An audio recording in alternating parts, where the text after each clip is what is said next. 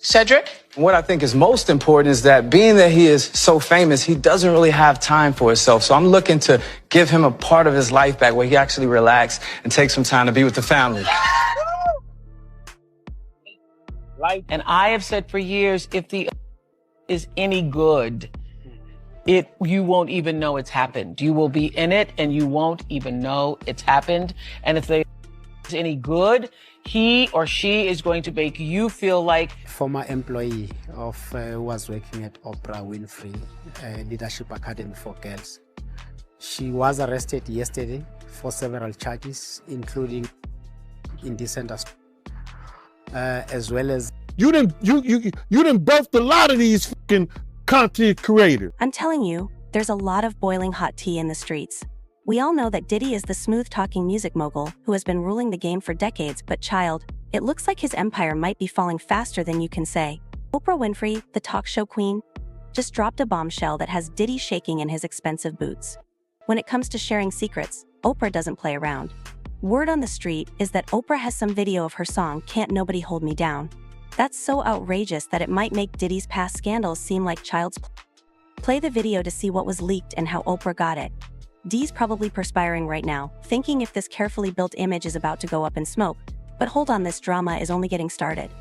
The tea is boiling, and you know we're about to dish it up, scalding hot. I don't know if he said kill her, but I heard the part about the putting in the car, and that's the same that when Kirk Burroughs wouldn't sign over his rights to Bad Boy, his 25%, that he was threatening to do. Kirk was like, yo, put that nigga in the car and drive him around. So I could see him doing that shit with the putting in the car stuff, but I don't see him killing her for the article and all that, bro. But the putting her in the car, something like that, I could see him saying that to her. So that's something that he told the Kirk Burroughs too then? Yeah, he told Kirk Burroughs that when he was threatening with them baseball bats. What's the story with that, yo? I think it was like Kirk had to sign over Bad Boy. He had like 25% of Bad Boy, but for them to get the deal, everything had to be in one lump thing. Like somebody couldn't owe 25%, somebody couldn't owe him for Puff to do the deal. So Kirk had to sign over his shares in order for them to do the deal, which I didn't never understand. It wasn't my business to understand it. But Kirk ended up signing over it back to Diddy with the promise that he was going to get it back once they do the whole thing with Clive Davis and everything. And Kirk had to be threatened in order to do it. And that was with it was no real baseball bats. You know those mini baseball bats you get from the games back in the day? Those little short baseball bats, they used to give them back in the day when we was growing up. I don't think they do that anymore. You know, so Puff threatened Kirk with that, a couple other dudes, and told me, you're gonna take this long ride or you're gonna give up that percentage of the company. And that's when Kirk Burroughs, he signed it over, he was scared? Yeah, he's scared. What else he gonna do? Yeah, that's crazy. I mean, to hear that from you, that confirms it. Because when people hear this, they start to believe that, it's being made up and, people going overboard with the lies. But, to hear that from you. Yeah, I know, bro. That's the whole thing about it is that. But then, some people, they go by faith and other people go by sight. You know what I'm saying? I live by faith, brother. See, nobody believed he was the man that he was until they seen him running down the hall, throwing that little girl against the wall, throwing her on the floor, and start kicking her like she was somebody's soccer ball. They had to see that to believe the evil in him. So when I tell these stories, they don't believe. And some of them are, yeah, I heard, I'm there. Yo, I have Fridays, Saturdays, and Sundays. When I come to work, yo, Gene, this what happened. Yo, Gene, did you hear that? Yo, Gene, da-da-da-da-da. I'm looking at this nigga like, for real? Wow. So now everybody think that because I talk about it, that I was a part of it and I saw it. Not everything. Did we have to rough some cats up? Yeah. I'm for that. Back in the day, I'm for that. Whatever. Sue's Rendezvous was gladiator school for me. I love that, especially when dudes start talking that stuff and what they gonna do. That's a younger part of Gene. When we doing them parties, I'm at the front door and dudes are talking that smack. I'm for that. That was a younger Gene. These are just stories of my life. It's a difference. So when Puff did some of those things like that, yeah. But I'm not going to be involved in them hurting somebody's daughter, drugging somebody's daughter, or raping somebody's daughter. Not Gene Deal. I got daughters of my own. I got sisters. No, you're not doing that. So when these guys make up that shit out here on these content creators and want to believe this and say that, you can make your mouth say anything. Allow me to share with you this movie that has been leaked. It's been said that Diddy's latest film is messier than a child painting with his fingers, and Oprah is sitting on it like if it's gold. But what exactly is in this video that has everyone talking? It's not just any home movie, it shows Diddy in some really compromising scenarios. If you understand what I mean, the material we're talking about has the ability to make even the toughest gangs blush. It's not just one film, but an entire series of images that build a picture that's more sinister than Diddy's fashionable shades. The streets are abuzz about some clips that allegedly show Diddy making some shady business deals. They say money talks well in these videos? Well, we're hearing about under-the-table payments, frats, and all kinds of dirty deals that would make a mob boss blush. Some people are whispering that the footage shows Diddy getting a little too friendly with people who aren't exactly on his level, if you catch my point. We're talking about young artists, maybe even some who were underage at the time CH. If that's true. And it's like, it's Diddy, but, and I know there's a connection there too. Hollywood and celebrity culture, but there are some people who super get into it, right? And this TikToker was one of them. Here's the post from her sister here, got 9,000 likes, talking about how her sister passed away and they don't know what happened. They're not sure what the hell happened. If you go through her account, what you can see, the deceased account, is you can see her with millions of views actually talking about, well, some pretty big name people, right? Noah Cyrus, The Rock, Timothy Chalamet, Kylie Jenner. I don't even know how to say his name right. That shows you exactly how tied into celebrity culture I am. Selena Gomez, Jay-Z, and so on and so on. Sacha Baron Cohen. And so what a lot of this, what she talks about is effectively, sort of exposing what is going on right now. Like here with Diddy is a good example, right? Talking about Diddy and what's actually happening behind the scenes. An example of her work and talking about Diddy, like right here. You want more? I'll give you more. Speaking of that J. Lulu jail time, we've got another Diddy blind item. So this is in 2013 and this was released on PR Newswire. I used to also have to do investor relations and I used to release, write the press releases to give and send them to PR Newswire. That's funny. Sean Diddy Combs and Ciroc Ultra Premium Vodka team up with Uber for the holidays to provide $1 million worth of safe rides home.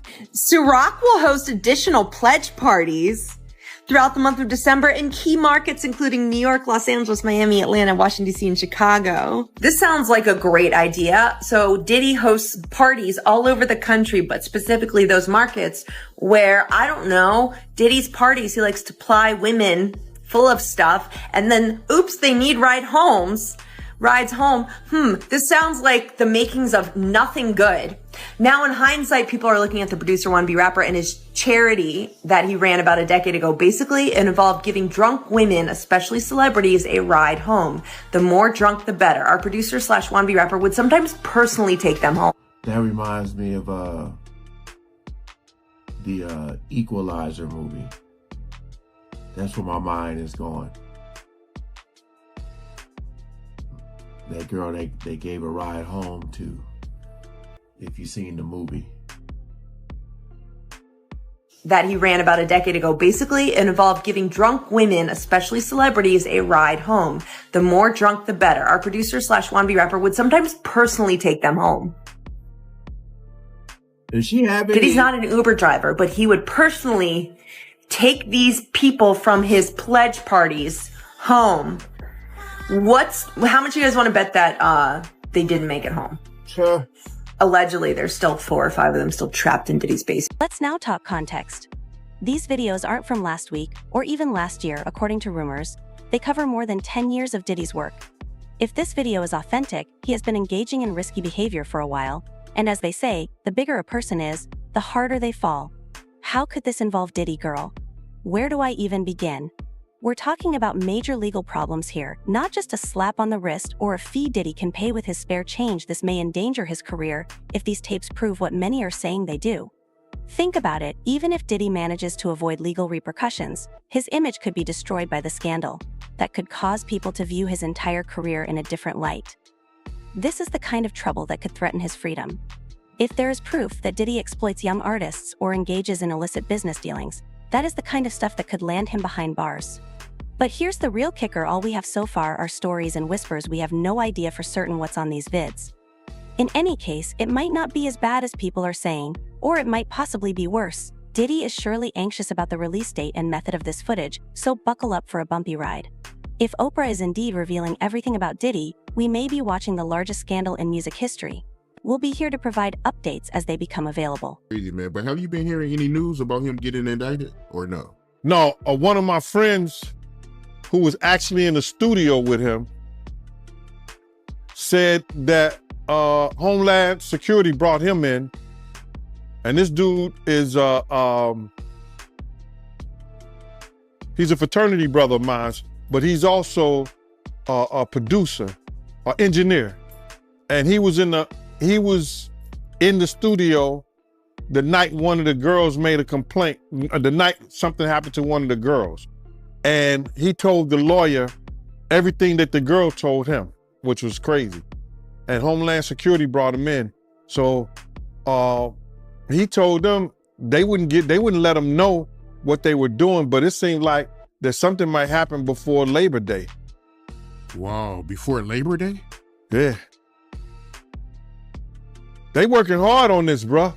They working hard. You got to realize they working with a lot of stuff. They working with the taxes. They got lawyers for the taxes. They got lawyers for the complaints for the what you call that? SA sexual assault complaints. They got lawyers for what else? The drugs, the gun trafficking. They got different lawyers working on all those things, bruh. And they got witnesses. If you don't mind me asking, what was the girl saying to the lawyers? Oh, the girl has said that that same shit that happened to Lil Chris, he gave him a bottle of champagne or wine or whatever like that. And once she drank it, she became a certain way and found herself giving him a fellatio in the studio in front of people. The dude said he walked out because he was appalled. He had just had a daughter. So he walked out. So he was appalled. That's what he told me. So I'm like, damn, team. He said, yeah. So the same thing that she told her lawyer, he told the lawyer and Homeland Security. And he was actually there, a college graduate. You understand? Working, good dude, perfect witness. He told, the engineer told Homeland Security and her lawyer the same exact thing she told them. He said he was appalled at what he saw and walked out. So they got witnesses. They got witnesses, bro. They have people want to make up stuff, but they got people who was there that was witness and speaking about it. See, people get mad because I'm saying it first. They hearing it from me. But I could care less how somebody else feel or think. I'm not here to praise Diddy. No, I'm not. Like Brutus told the sentence, I'm here to bury him. He did enough wrong for people around us, to people around us. He did enough wrong to their mother. He did enough wrong to them. He need to pay the piper. I don't care what nobody say. You can feel whatever you want to feel. You can call Gene Deal whatever you want to call Gene Deal. You can say whatever you want to say. But I came here November the 18th, 2018, and I told y'all from Jump Street, I didn't know I was going to get a platform like Art of Dialogue. I didn't know I was going to get a platform like MREC, different people who helped me build this up. Did I have my own show? Everybody want to come here and think that I just talk about Diddy. You come to the Gene Deal show, you see a different things. I talk about everything. But when I'm come to do an interview, I answer the questions. And my thing of it right here is this, is that I'm not here to praise somebody. A real man don't hold or bite his tongue for nobody when injustice has been done to people, first of all, that he got love for. And second of all, for when somebody know that somebody is wrong. I've been saying the same shit since 97, Mighty. I was the one in there holding Big's mom's hand while she crying. These people come over here, I initiated a lot of this stuff for these YouTubers to go to their platforms and talk about stuff, because they sit around and talk about stuff that I didn't say, that they didn't heard on the Art of Dialogue. You didn't birthed a lot of these fucking content creators. Yeah, I mean, you're right about that. I mean, a lot of platforms, did start talking about it after, we've been talking about it for years. So, yeah, you're right about that. And they were scared at first, Mighty. They were scared to say anything. But my thing is this, right? With all the money and fame that Diddy has, why is he out here drugging females to get fellatio? You would think, him being who he is, he don't got to do that. Bruh, he's a different dude from when I was around him and people was like Suge even said that Puff is different now.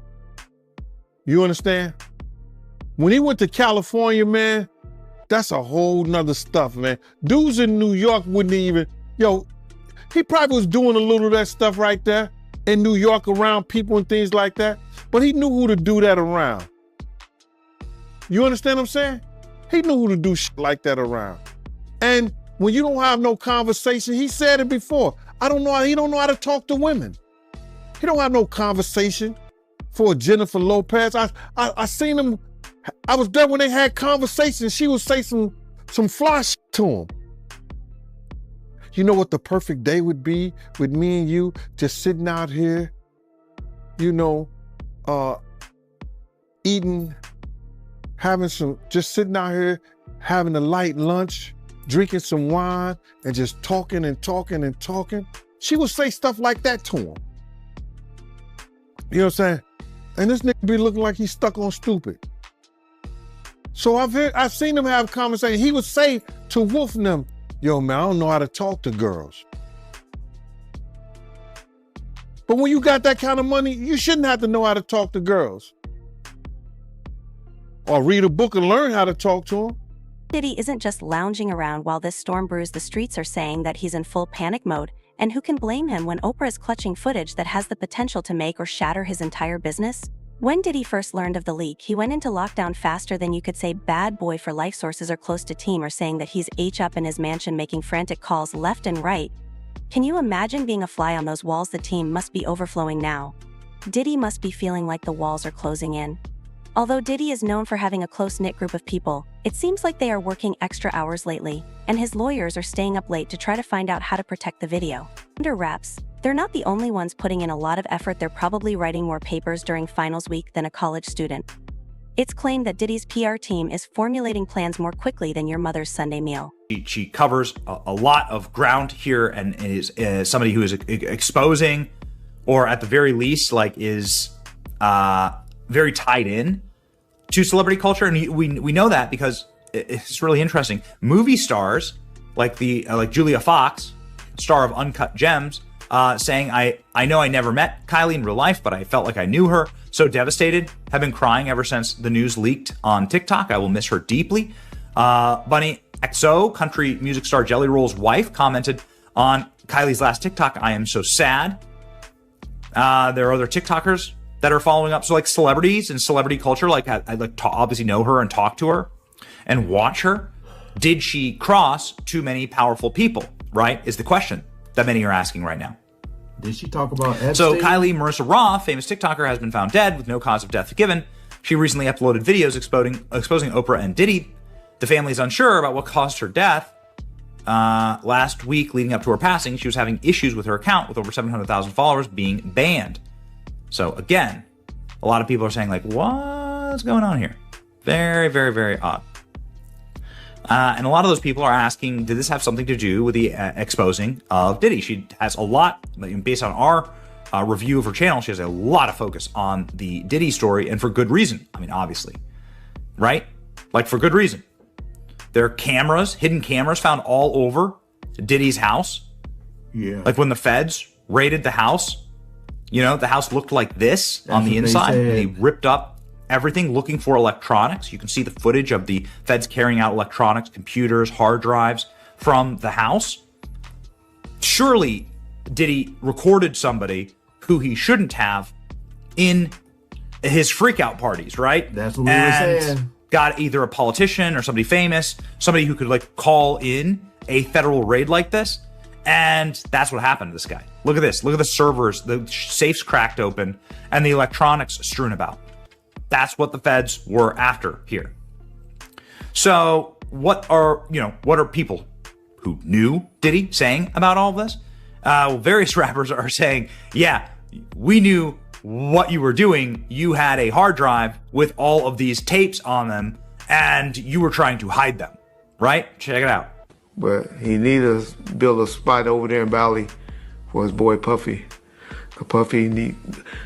I warned Keefe D to take his ass over there. There's no extradition laws over there. So I'm warning you now, Puffy. Take your ass over there. Reggie prediction. I know Puffy is smart enough, and he probably done already cleaned his houses.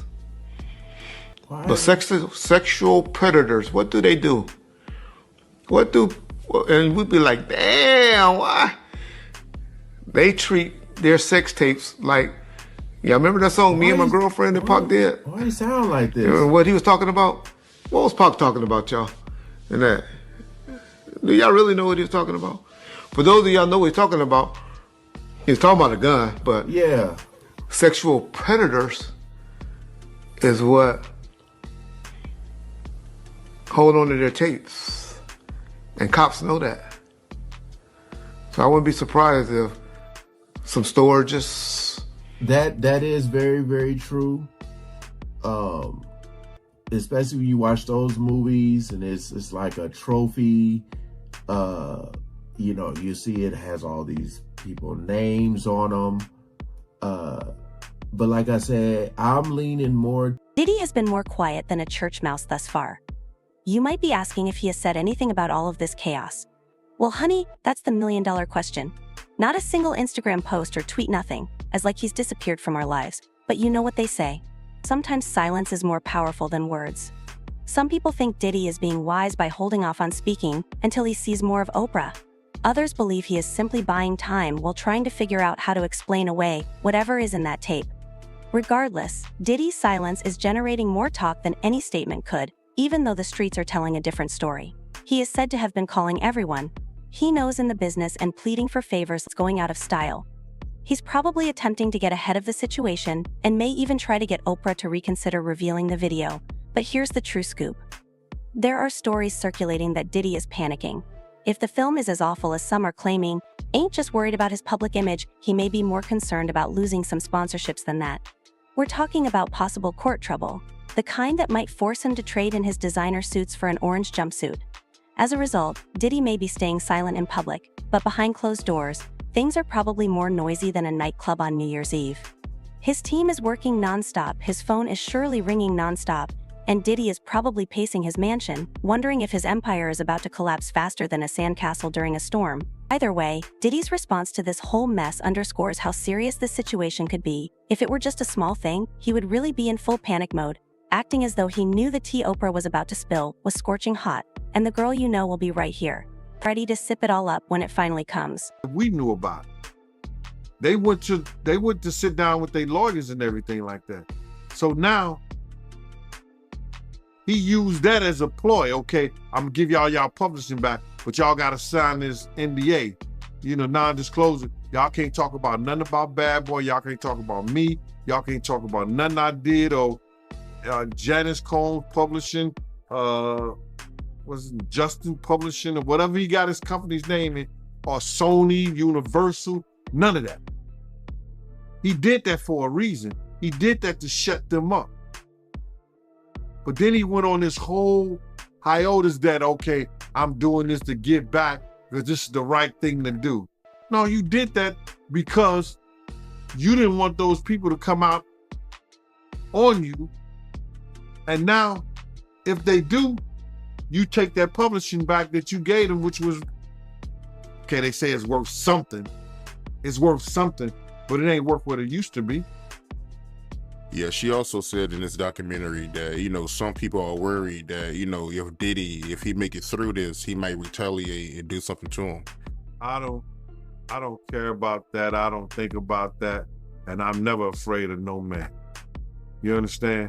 And if she said that that's her own opinion, what I do know is this, is that he will never be what he was back when Big was alive and when Mace them and they did that whole Bad Boy for Life tour.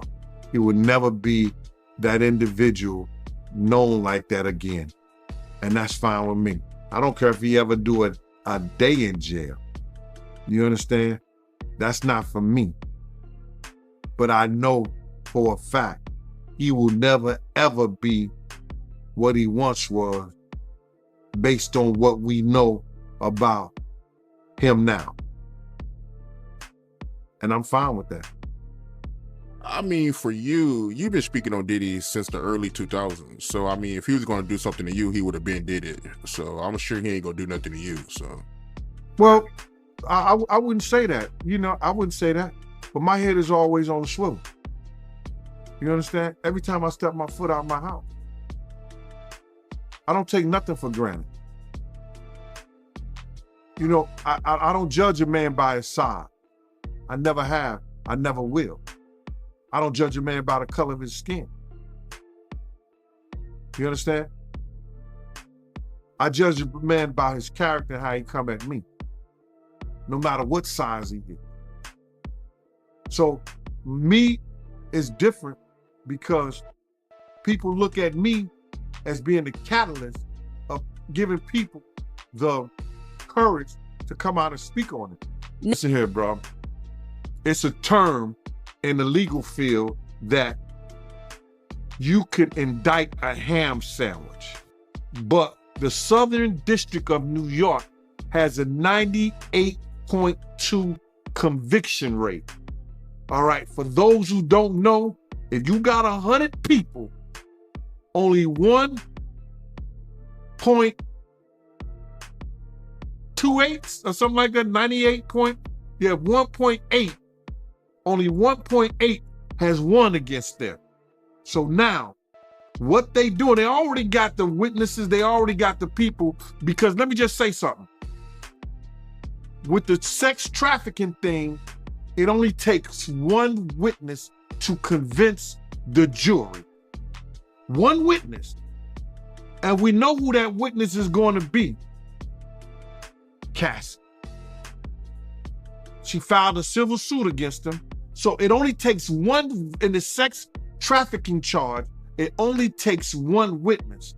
Now we got other people like Jonathan Odie, who was one of the sex workers, that he gave a testimony, or he gave some information to some agents that he was working, doing sexual acts with Cassie, cross states, going back and forth, this, that, and the third. So it only takes one witness. So now, the reason they haven't went after for him because there's more to get into. It's more to get into. It's not only the sex trafficking, it's the guns, the alleged drugs. And I'm saying alleged because they haven't came out with any formal charges yet. But when they come out with some charges, bruh, and you hit it, the Southern District of New York do not play. And people don't play with them. So I don't understand why this stuff ever even got to this point, but it is what it is. It is what it is, bro. The reason they haven't came down and got him yet, they going through his taxes. You hear what he said? They had all the people that he did business with. That they're gonna go through everything that he did with a fine-tooth comb. And when they set that and they get what they call discovery to his lawyers, he either say, I'm gonna take the time, because if he go to court with it, 9 times out of 10, he gonna spend the rest of his life behind bars. So the reason they haven't did it at this point, it's a lot of paperwork, bro. They got a lot of people working different angles. They got the drug angle. They got the tax angle. They got the, what else? They say the drugs, the tax, and then they got the guns that were found. They got to do a trace on the guns that they were found in the house. And then if you got 250 cameras, there's a lot of footage that them agents got to go through. So they got a lot of work to do, bro. They got a lot of work. What they took, how many years to indict Keefe D? They took a lot of years to indict Keefe D. And now he's sitting in jail. So they got a lot of work to do, bro. And it ain't gonna happen overnight. So I would think that probably in the next two months or so, you might be looking at something, bro. And you said that Diddy, he got over 250 cameras? He had over 200, they found over 250 cameras in his house, man. Damn. Allegedly. That's what they were saying. So you do believe that Diddy is going to prison? Oh, he going to jail, bro. And I don't wish jail on nobody, on the for real. I don't wish jail on nobody. You understand? But they already got their star witness. And you only, for one charge, for the sex trafficking, you only need one witness. One witness. That's crazy. I don't believe R. Kelly, you see what they did to R. Kelly? He went to jail for sex trafficking. He was dating those girls. Those girls was living at his house. Those girls was going back and forth with him willfully. How the hell did he get sex trafficking? And Diddy don't. Based on